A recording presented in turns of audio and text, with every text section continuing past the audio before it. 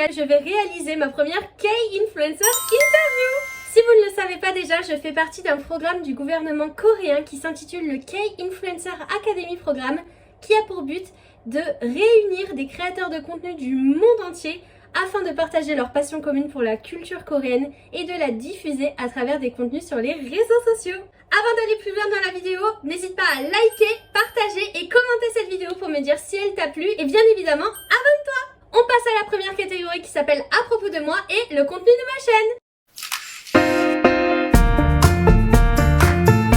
Moi c'est Matt, je suis une créatrice et une illustratrice passionnée de culture coréenne et immense fan de K-pop. Sur cette chaîne YouTube, je partage mes aventures en tant que créatrice, fan de K-pop et passionnée de culture coréenne. Je partage notamment des vlogs de concerts, des vlogs en Corée du Sud. Je partage également des studio vlogs où je montre toutes mes créations qui sont principalement inspirées de l'univers de la K-pop et de la culture coréenne. Je partage aussi d'autres vidéos sur la culture coréenne de manière plus générale. J'ai créé cette chaîne YouTube l'année dernière, en 2024. Ma chaîne s'adresse principalement aux fans de K-pop, aux passionnés de culture coréenne et aux amoureux de la Corée du Sud.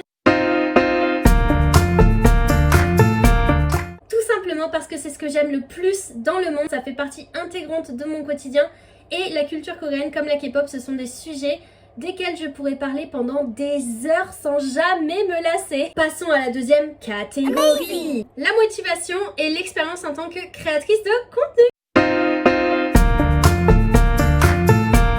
C'est une opportunité absolument incroyable que j'ai eue puisque l'année dernière, je me suis rendue à Lyon où il y a eu un concert de l'un de mes artistes coréens préférés qui s'appelle Gao. Gao qui est le chanteur de l'OST de Itaewon Class, c'est un K-drama extrêmement célèbre. Na na na na na, ouais. Il se trouve que l'association franco-coréenne K-France qui était derrière l'organisation de ce concert, ils m'ont demandé de dessiner le merch du concert de Gao et c'est ce que j'ai fait. Je vous mets une photo juste ici. Je ne pouvais pas ne pas garder un souvenir de ce moment absolument incroyable et donc c'est cette expérience qui m'a poussée à enfin créer ma chaîne YouTube et partager mon tout premier vlog. Probablement mes vlogs en Corée du Sud. Des souvenirs absolument incroyables. Je suis partie là-bas avec ma meilleure amie. Si tu vois cette vidéo, je te fais coucou. Partir à 9000 km de la France afin d'aller visiter ce pays qui me fait tant vibrer au quotidien. Je me rappellerai pour toute ma vie.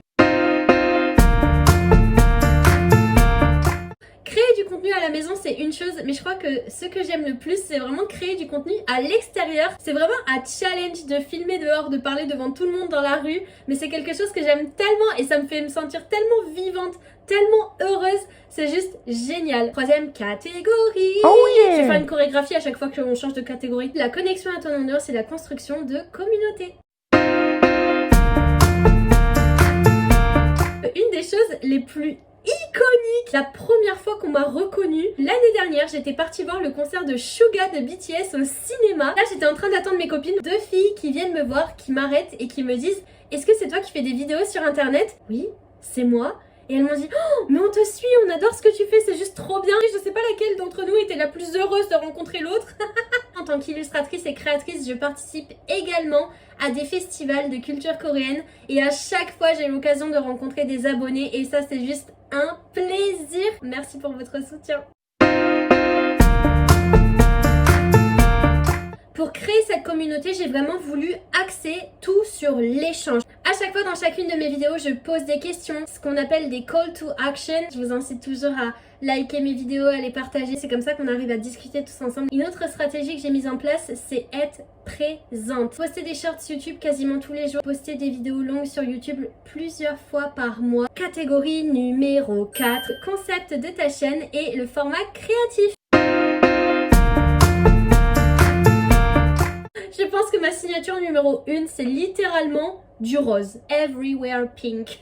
C'est ma couleur préférée, c'est la couleur de l'amour et de la douceur. Il y a bien évidemment sur chacune de mes vidéos YouTube mon fameux générique avec cette super chanson que j'adore.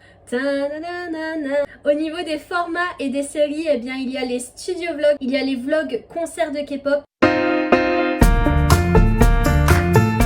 Le syndrome de l'imposteur, c'est quelque chose auquel j'ai dû faire face pendant très longtemps. Ça a complètement changé. Je décide d'agir par amour et non plus par la peur. Les amis, si je peux faire passer un message à travers cette question, c'est ne laissez jamais le syndrome de l'imposteur vous manger. Vous méritez toutes les opportunités qui vous arrivent, vous brillez bien plus que vous ne le pensez. 5e catégorie, la culture coréenne et moi. Pour répondre à cette question, on va faire un roulement de tambour. K-pop. Si vous avez vu mes vidéos, vous savez à quel point j'aime BTS. Au-delà de BTS, la K-pop pour moi c'est vraiment la représentation de la motivation et de l'ambition. Ça m'a apporté beaucoup de détermination aussi pour lancer mes projets. Les concepts des musiques vidéo, les concepts des albums, les différentes éras des artistes, c'est quelque chose que j'adore et que je trouve artistiquement tellement intéressant. Quand on est artiste, on a toujours le cerveau qui a 10 000 idées et en fait la K-pop retranscrit parfaitement ce qui se passe dans mon cerveau. C'est une réelle source d'inspiration pour me montrer qu'en fait tu peux avoir 1000 idées, tu peux avoir 1000 concepts en tête et tout est possible, tout est réalisable. La méthode numéro 1 que j'utilise, c'est tout d'abord ma création artistique. Je dessine des illustrations qui sont inspirées de différents aspects de la culture coréenne et j'aime beaucoup utiliser les gros événements qui se passent en Corée du Sud, comme par exemple le Pepero Day, la Saint-Valentin, le White Day et les fêtes beaucoup plus traditionnelles. Chaque fois que j'ai une idée de contenu, je lis toujours ce contenu d'une manière ou d'une autre à ma passion pour la K-pop. Ou alors quand je parle d'autres aspects de la culture coréenne, je vais vraiment faire un travail de recherche qui est beaucoup plus approfondi afin de tout d'abord m'éduquer sur le sujet pour ensuite partager ses connaissances avec d'autres personnes. Dernière catégorie, branding et future goals.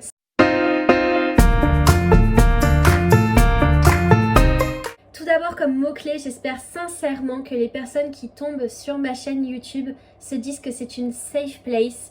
Le message ou l'impact que j'espère sincèrement délivrer à travers mon contenu, eh bien c'est l'amour. J'espère sincèrement pouvoir inciter les personnes passionnées de Corée et fans de K-pop à vraiment plonger à fond dans leur passion, faire ce qui les rend heureux et heureuses. C'était ma première interview en tant que K-influencer. J'espère que cette vidéo t'a plu, j'espère que tu as pu plus en apprendre sur moi. Si dans les commentaires tu as envie de partager des idées de contenu aussi que tu aimerais voir sur ma chaîne, eh bien n'hésite pas. Merci de participer à l'aventure Illunimarts et moi sur ce je vous dis à très bientôt. Ciao ciao.